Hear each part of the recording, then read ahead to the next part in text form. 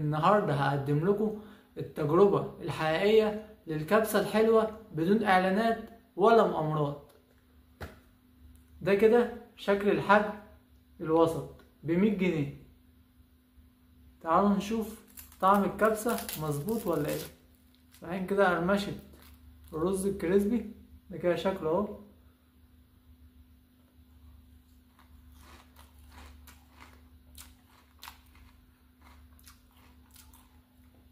بجد الرز الكريسبي مع الشوكولاتة البلجيكي بجد الطعم روعة وحكاية. نشوف بقى بقيت كده المقادير. عايزين نوصل للكيكة بس لحد دلوقتي عمال اوصل للرز بس الكريسبي.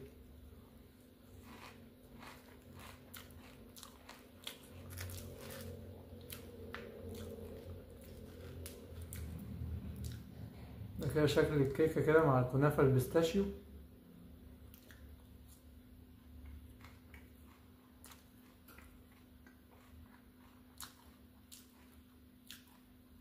بجد من احلى واجمل الحلويات اللي جربتها في حياتي، بجد بدون اي اعلان.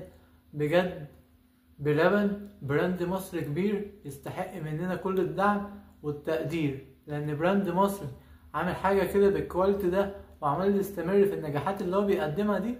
بجد حكاية.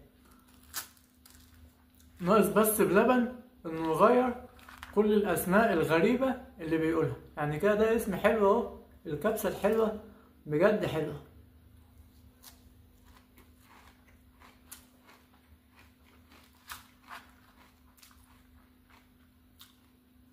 مش عايزين بقى ايه اسماء غريبة تاني يا بلبن. بجد انت عامل اهو منتج جديد بطعم رائع وبجد جديد. الكبسة من بلبن بجد جربوها بجد هتحبوها جدا. شايفين كده شكلها عامل ازاي؟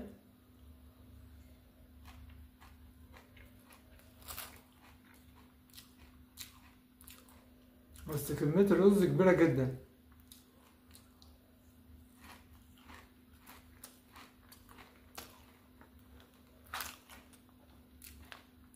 ده كده الكيكة اللي فيها مع الكنافة البيستاشيو.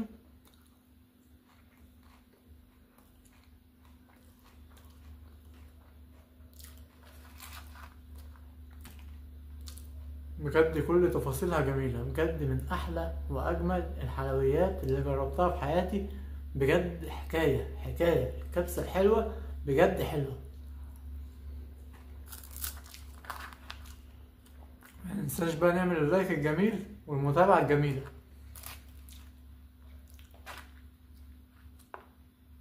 كده الشكل الرائع بجد حكاية يا جدعان، حكاية لازم تجربوها بجد.